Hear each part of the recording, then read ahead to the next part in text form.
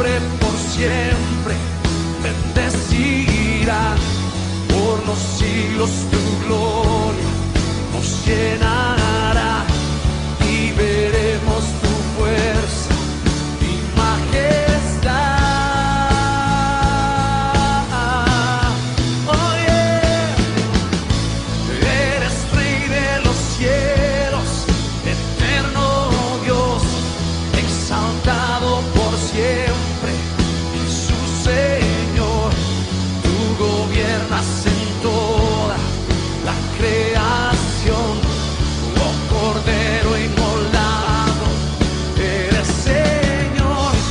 Las naciones enteras se postrarán y tu nombre por siempre bendecirán.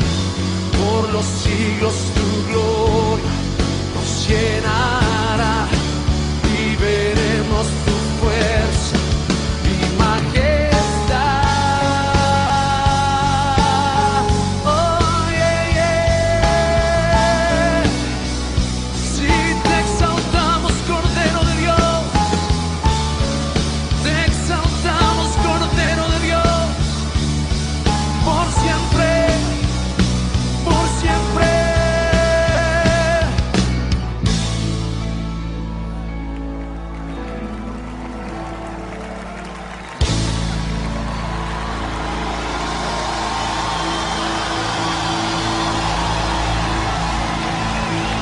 Yeah.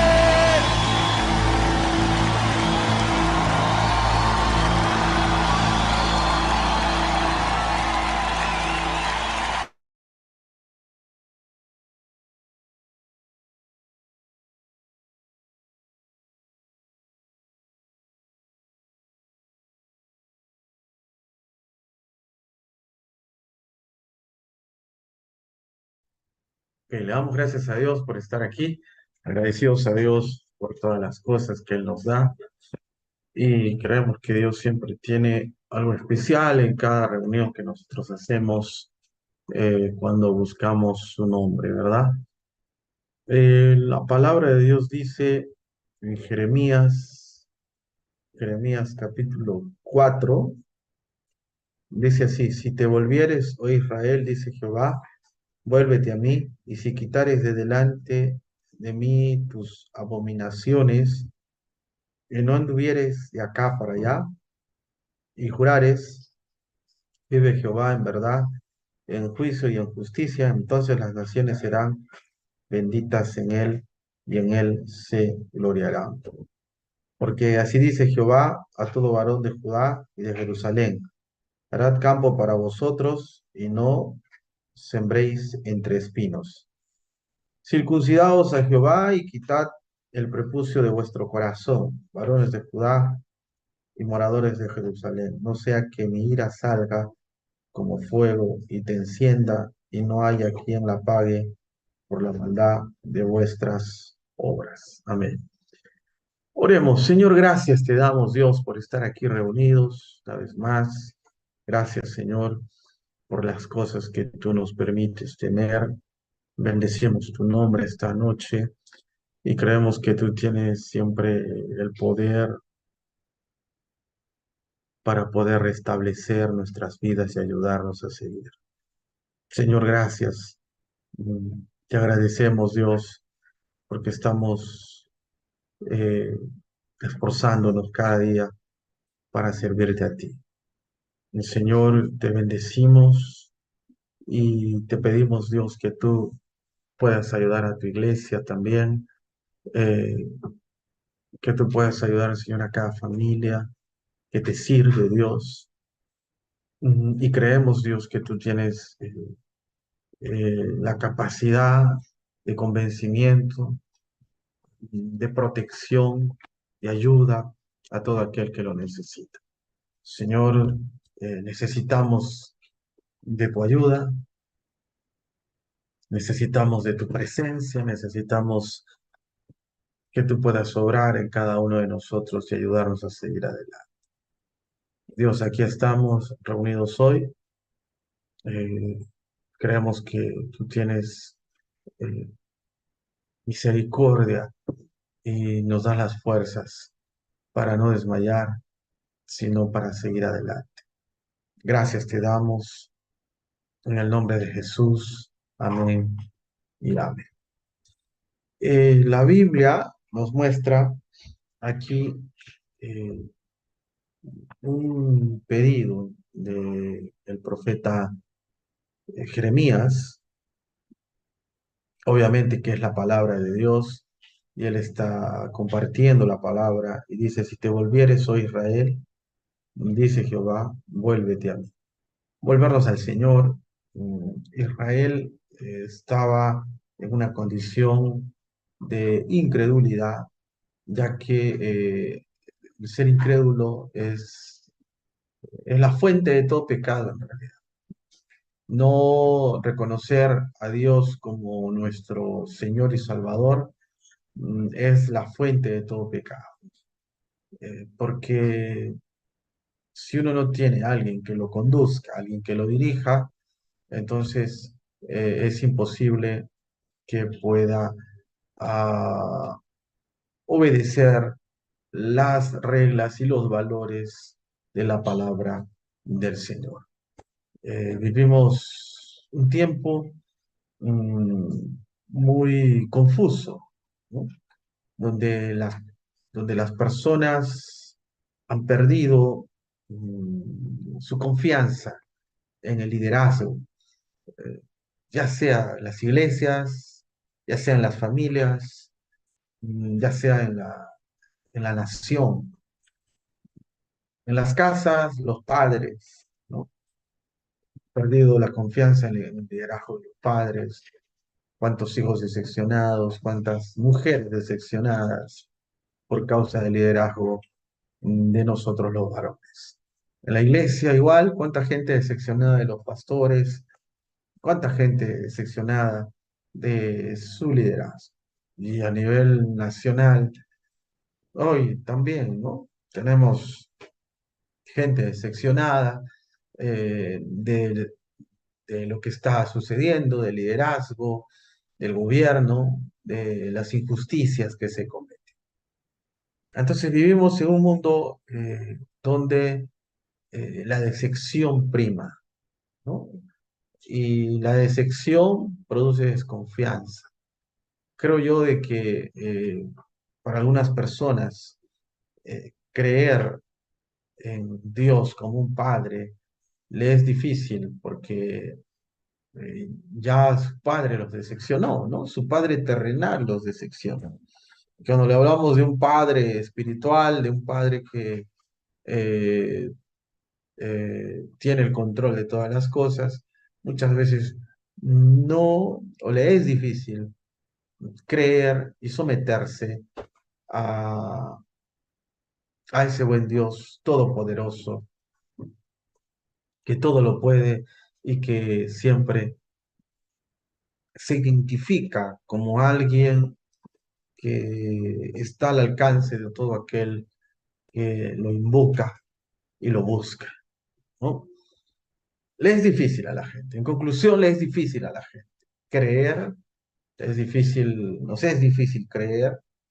Y la incredulidad, como decía antes, es fuente de todo pecado, ¿no?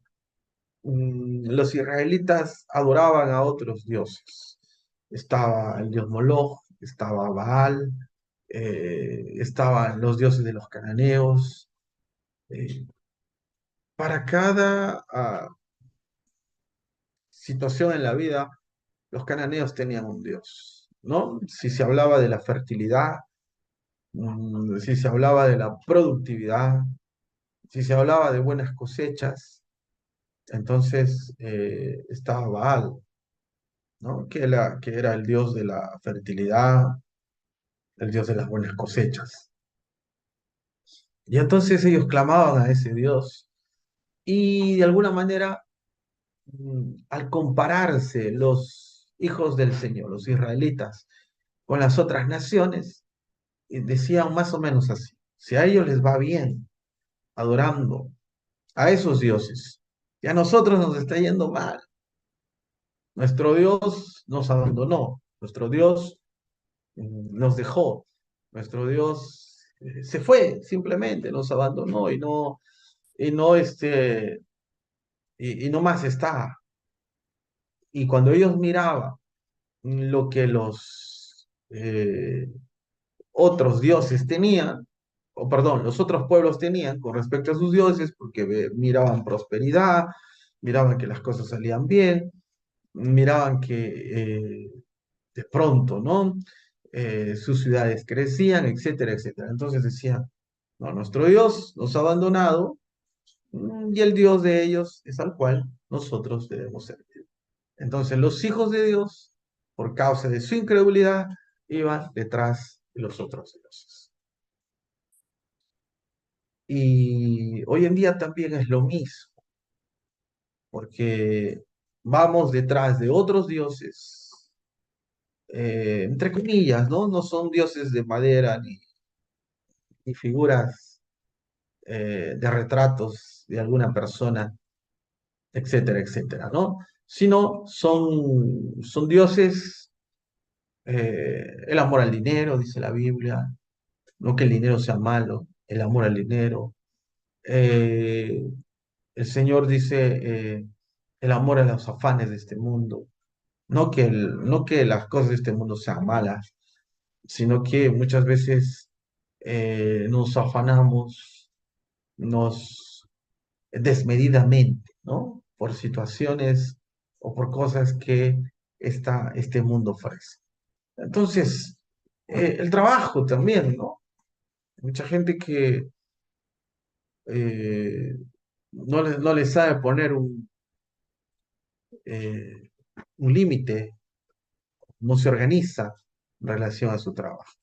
Entonces, mm, hay muchos dioses en este mundo, ¿no? El amor a uno mismo. Vivimos un mundo humanista donde se exalta a la figura humana, donde se exalta o donde el hombre es el centro del universo. Pero estos son otros dioses, a los cuales a veces nosotros nos rendimos por causa de nuestra incredulidad. Muchas veces pensamos que Dios nos abandonó. Y aquí la palabra de Dios también muestra eso, que los hijos del Señor habían abandonado a Dios. Pero el Señor le dice, si te volvieres, oh Israel, dice Jehová, vuélvete a mí. Y si quitares delante de ti tus abominaciones y no anduvieres de acá para allá, y jurar, y jurares, vive Jehová en verdad, en juicio y en justicia, entonces las naciones serán benditas en él y en él se gloriará.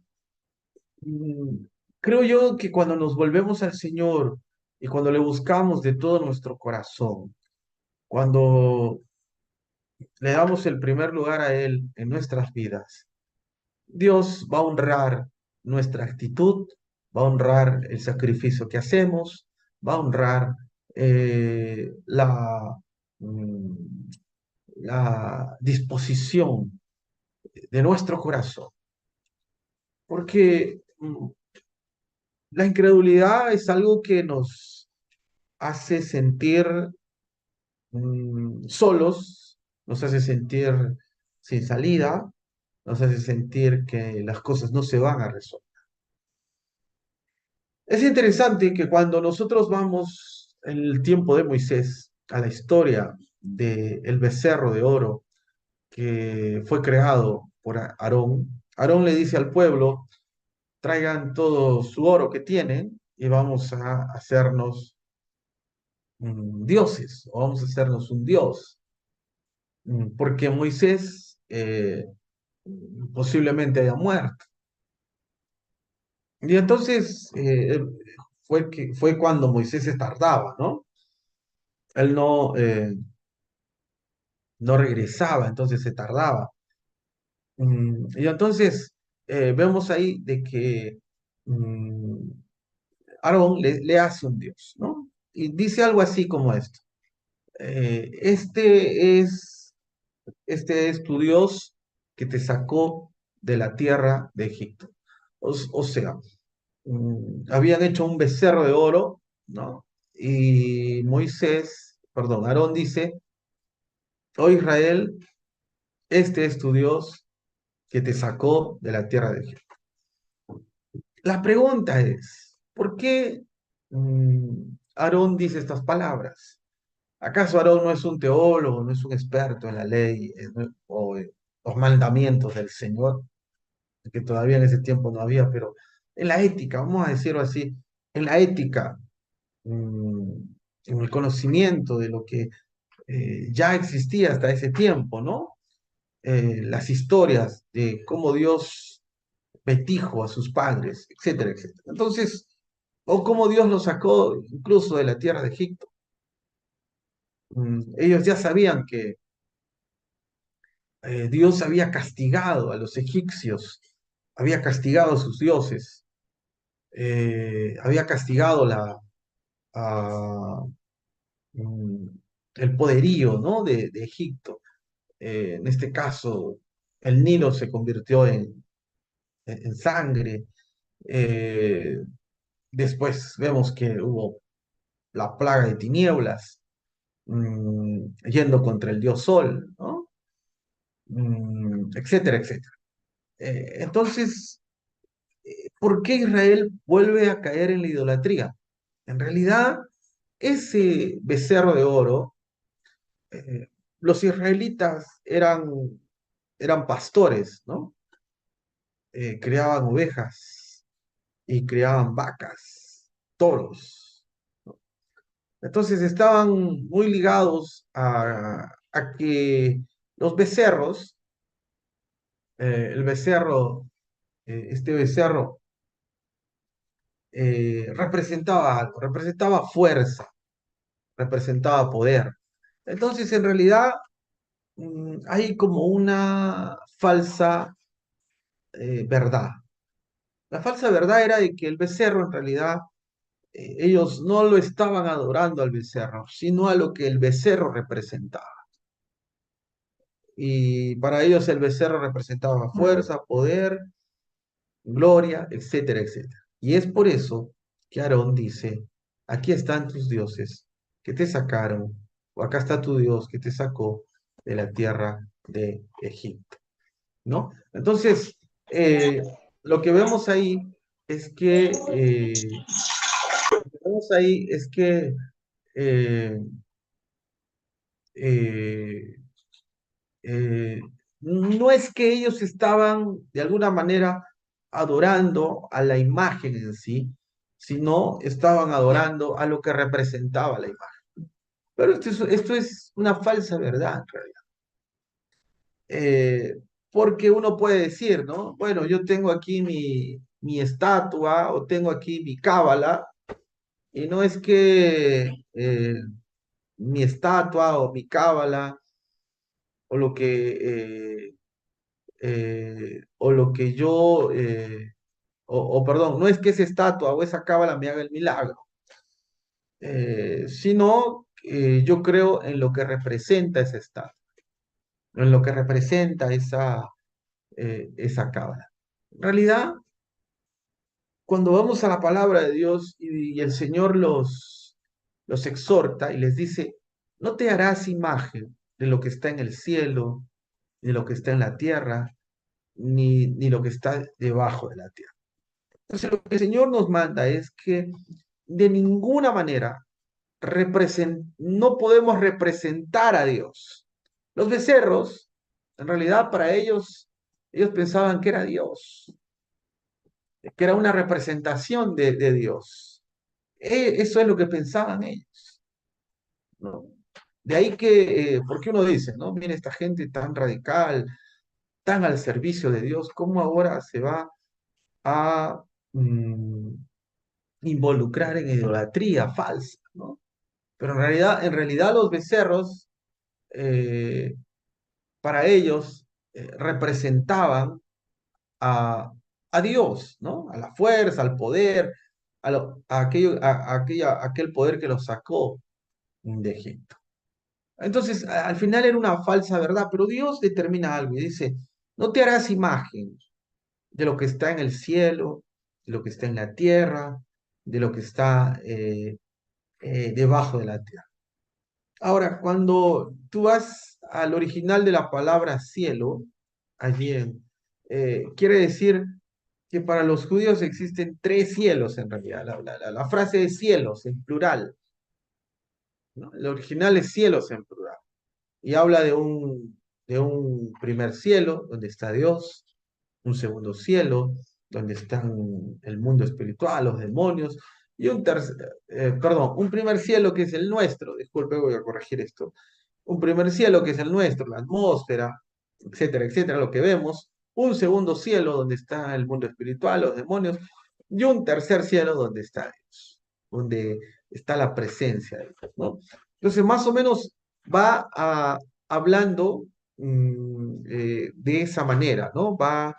A, los judíos creían de esa manera. Entonces, cuando el Señor dice que uno no tiene que hacerse imagen de lo que está arriba en el cielo, está hablando de esos tres cielos, ¿no?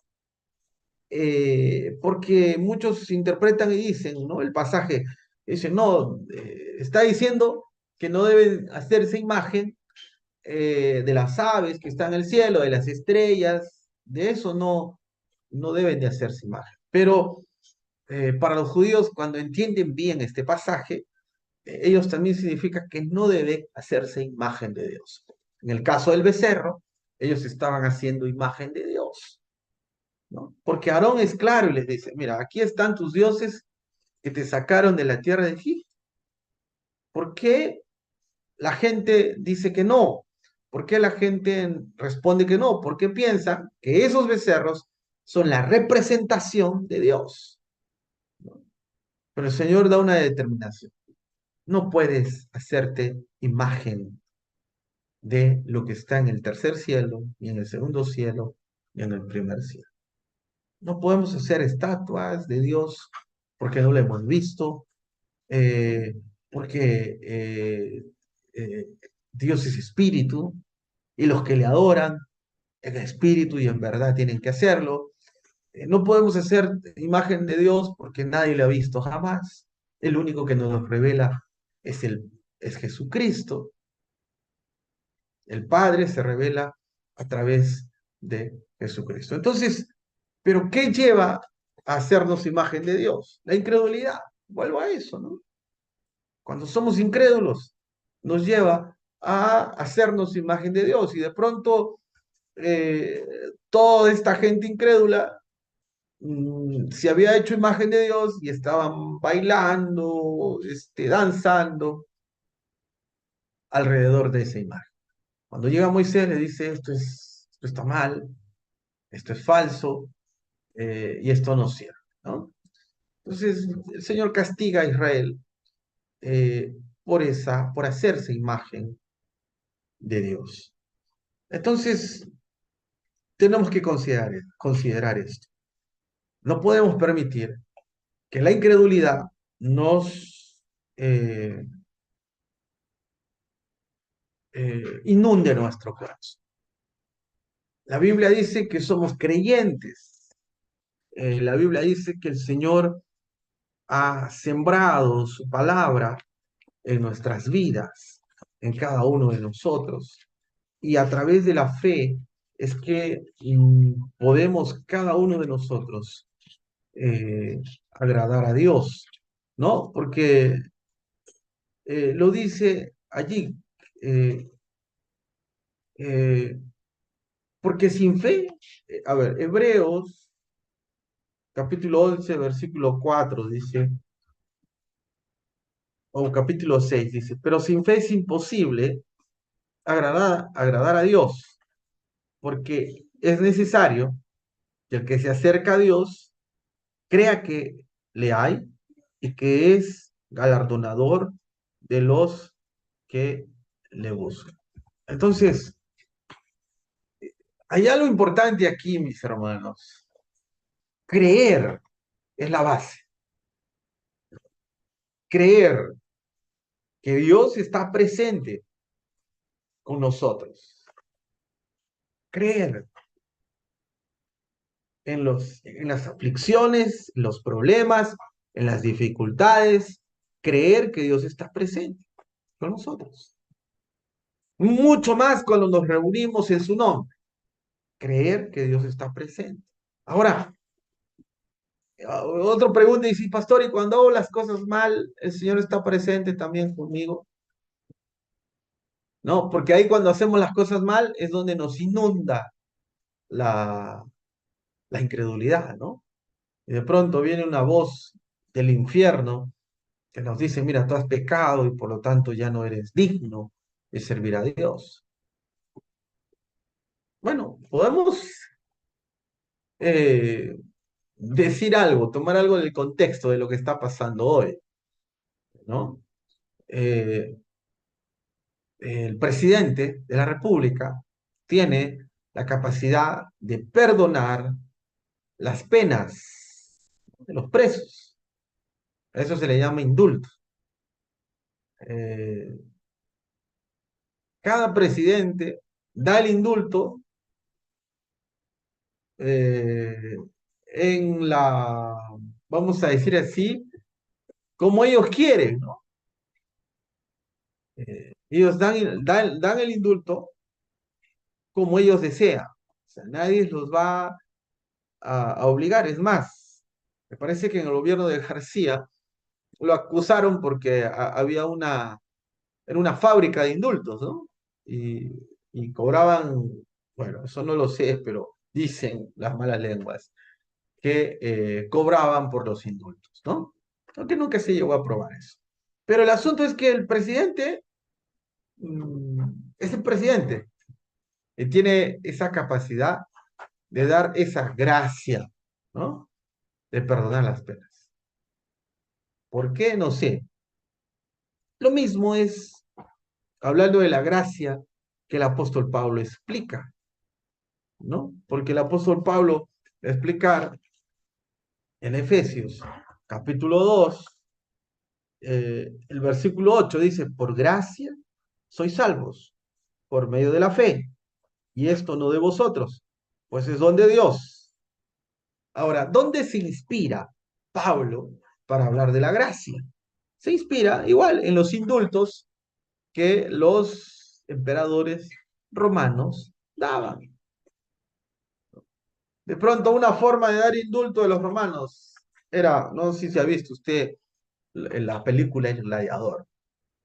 De pronto, el gladiador gana la batalla y el César dice, eh, lo vamos a matar, ¿no? Los matamos. Pero de pronto el populorum, la gente dice, vida, vida, ¿no? Entonces el César levanta su manito hacia arriba, ¿no? En señal de vida, en señal de perdón, ¿no? Y entonces levanta su manito hacia arriba en señal de perdón y todo el popular dice, bravo, bravo, bravo, bravo, ¿no? Mm, si el César dio vida, se respeta. Entonces, eso es lo que el apóstol Pablo, inspirado en eso, dice, por gracia sois salvos, por medio de la fe, y esto no de vosotros, pues es don de Dios. Entonces, a esto voy a responder, ¿no? Esta es la pregunta que yo puedo responder y decir, pastor, si yo hago las cosas mal, ¿Dios está conmigo? Sí, Dios está con nosotros, aún así. Había un folletito antes, ¿no? De que cuando entraba el pecado a tu corazón, el Espíritu Santo se salía. Una figurita antes en un folletito. Pero, pero yo sí sé algo, hermano, que si el Espíritu Santo se va de nuestras vidas, no hay nadie que nos convenza de pecado. Pero si sentimos nosotros remordimiento, cargo de conciencia, si sentimos que estamos haciendo las cosas mal, es porque el Espíritu Santo nos está mm, eh, tratando con nuestras vidas y está haciéndonos ver que hacemos mal, ¿no? Porque Juan, el apóstol, va a decir, o Jesús, recabando las palabras de Jesús, que el Espíritu Santo vino para convencernos de pecado, de justicia y de juicio. Entonces, el que convence nuestras vidas, el que nos convence es el Espíritu Santo. Él convence, nos convence de pecado, ¿no? Entonces, tenemos que comprender esto, ¿no? Y el Espíritu Santo está con nosotros. San Juan 16:8 lo dice así. Y cuando Él venga, convencerá al mundo de pecado, de justicia y de juicio. De pecado porque no creen en mí. De justicia por cuanto voy al Padre y no me veréis más. Y de juicio por cuanto el príncipe de este mundo ha sido ya juzgado. Entonces, Dios está con nosotros. Él está con cada uno de nosotros, muy a pesar de nuestra incredulidad. El problema de Israel era ese, ¿no? Ellos se habían apartado del Señor, ellos habían hecho las cosas mal, habían, eh, ellos habían cambiado al Dios verdadero por los dioses de los cananeos, como dijimos, ¿no? ¿Y por qué? Porque de repente los otros eran más bendecidos. Pero creo que el mensaje para nosotros es este, que no podemos ser incrédulos, tenemos que ser creyentes. Aunque la higuera no florezca, dice el profeta, aunque no haya vid, no haya vino, aunque no haya, aunque las cosas no estén funcionando bien, en conclusión dice el profeta, yo con todo me alegraré en Jehová. Entonces, es un tiempo de comprender de que nuestra creencia en el Señor y nuestra fe no puede depender de las cosas de este mundo, no puede depender de las circunstancias de esta vida, no puede depender de las cosas que hay. Nuestra fe no puede depender de lo que miramos. Tenemos que ir más allá, tenemos que ver a Jesús, tener una comunión con Él, buscarle a Él, pedir que Él aumente nuestra fe, pedir que Él nos ayude para que crezcamos. El Señor nos llama a eso, ¿no? A crecer en el espíritu, a crecer espiritualmente, a desarrollar espiritualmente para poder servir a Dios.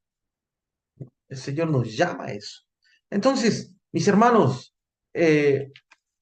allí el profeta Jeremías, eh, allí en el capítulo 4 de lo que estábamos viendo, y con esto ya estamos terminando, la parte de la predicación, después nos va a tener a su hermano Juan, eh, dice Jeremías capítulo 4 el, el versículo 3 dice, porque así dice Jehová a todo varón de Judá y de Jerusalén, harad campo para vosotros y no sembréis entre espinos.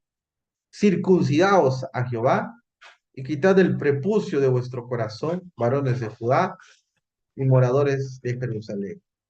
No sea que mi ira salga como fuego y se encienda y no haya quien la apague por la maldad de vuestras obras. Prepucio del corazón, ¿no? Lo que pasa es que ellos se circuncidaban. Al octavo día les quitaban el prepucio y se sentían muy identificados con esto, ¿no? Yo soy judío, separado, circuncidado el octavo día, de la tribu de Judá o de la tribu de tal. Había un orgullo nacional, como lo hay hasta ahora, por el hecho de ser, porque la circuncisión era un símbolo, un pacto entre Dios y Abraham, donde el Señor le dice, yo bendeciré a tus hijos y a tu descendencia, las multiplicaré como la arena del mar, como las estrellas del cielo. Entonces es un pacto y Dios nunca incumple sus promesas ni sus pactos. Dios nunca incumple lo que Él promete a sus hijos. Entonces los hijos aprendieron esto y eran circuncidados y había una identidad y un orgullo nacional por esto. Pero el Señor les dice algo, tienen que circuncidar el prepucio del corazón. O sea, donde tiene que estar el pacto no es en las apariencias, no es en lo que nosotros miramos. El pacto necesita estar en el corazón. ¿Quién conoce el corazón? Solo Dios, ¿verdad? ¿Quién conoce las intenciones del corazón? Solo Dios. ¿Quién puede decirnos qué está bien, qué está mal? El Señor. ¿Quién puede revelarse a nuestras vidas y cambiar las conductas? El Señor. El Señor puede. Pero hay que dejarle. ¿Cómo yo dejo al Señor? Cuando yo creo, cuando no permito que la incredulidad gobierne mi vida. Y para eso necesito, dice, si creyeres en tu corazón y lo confesares con tu boca, entonces serás salvo. Lo dice el apóstol Pablo allí en Romanos. Pasaje bien conocido, pero eh, que, que podamos nosotros verlo. Romanos capítulo 10 versículo 9 dice, que si confesares con tu boca que Jesús es el Señor y creyeres en tu corazón que Dios le levantó de los muertos, serás salvo. Porque con el corazón se cree para justicia, pero con la boca se confiesa para salvación. Con la boca se confiesa, hermano. Y nadie puede confesar aquello que no tiene. Y usted y yo tenemos a Cristo. Y sí podemos confesar que Dios es todopoderoso, que Dios es el Señor del futuro. Él es el ayer, el hoy y siempre, el alfa y el omega, el principio y fin. Y Él puede resolver nuestros problemas, Él puede resolver las dificultades que nosotros enfrentamos. Él puede ayudarnos a cada uno de nosotros, continuar, a seguir, a no desmayar. Pero uno tiene que confesarlo, tiene que hacer la práctica esa de confesar su nombre. En la oración confesamos su nombre. Cuando venimos a cantar al Señor, confesamos su nombre. Cuando estamos solos en casa, podemos confesar su nombre.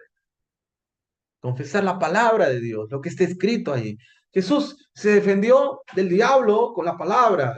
Cada vez que Jesús toma defensa y el diablo lo ataca, él dice, mas escrito está, ¿no? Entonces, el Señor usa la palabra para poder defenderse de los ataques de Satanás.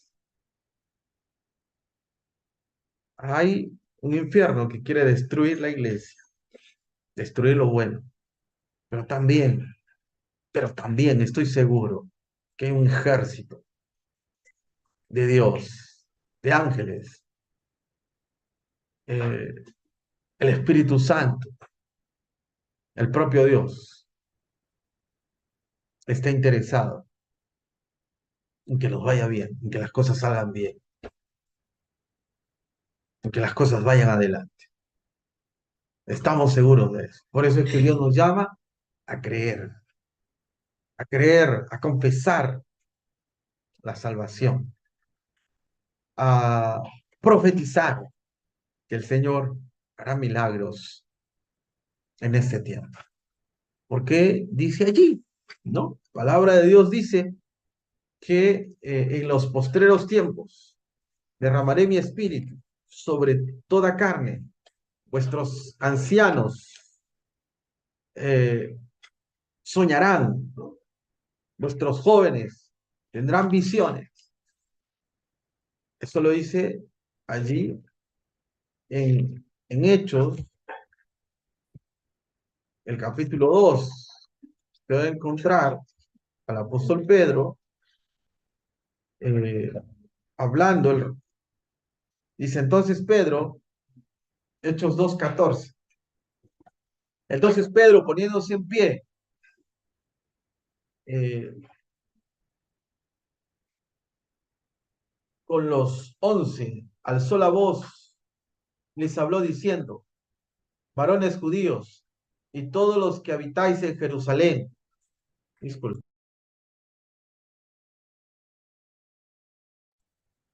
varones judíos y todos los que habitáis en Jerusalén, esto os sea notorio y oíd mis palabras, porque estos no están ebrios, como vosotros suponéis, puesto que es la hora tercera del día.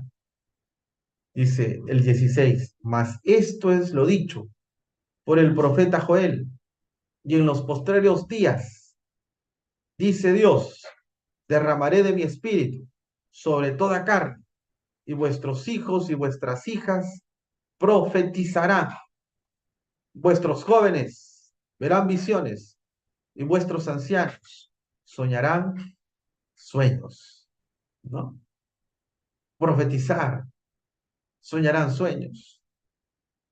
Esto aquí se cumple lo que el profeta Joel está profetizando, pero ahora el apóstol Pedro, usado por el Espíritu Santo, le va a dar continuidad a esto, porque dice, porque para vosotros es la promesa.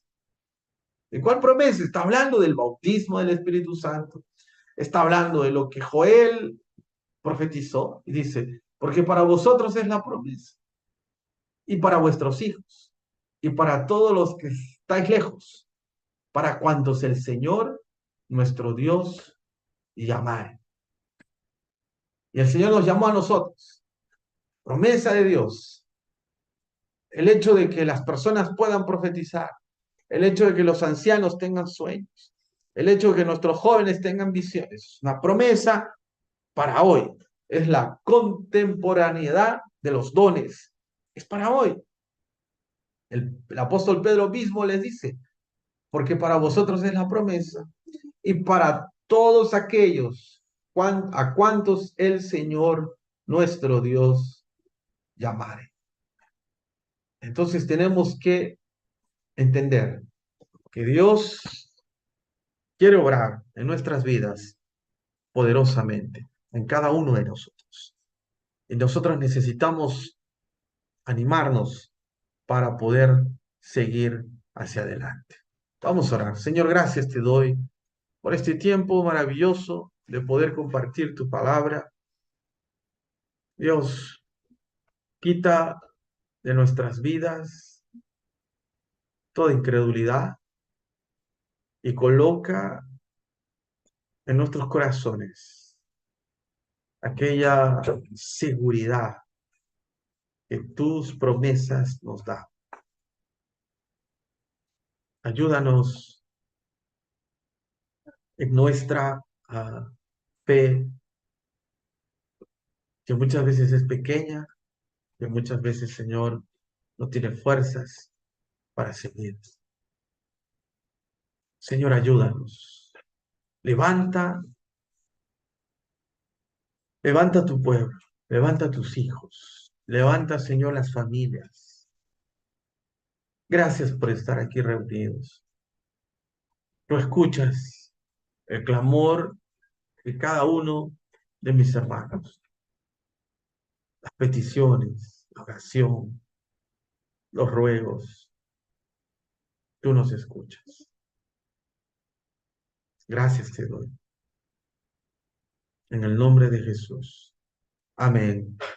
Ya. Amén. Entonces vamos a dejar a nuestro hermano Juan en esta noche. Amén.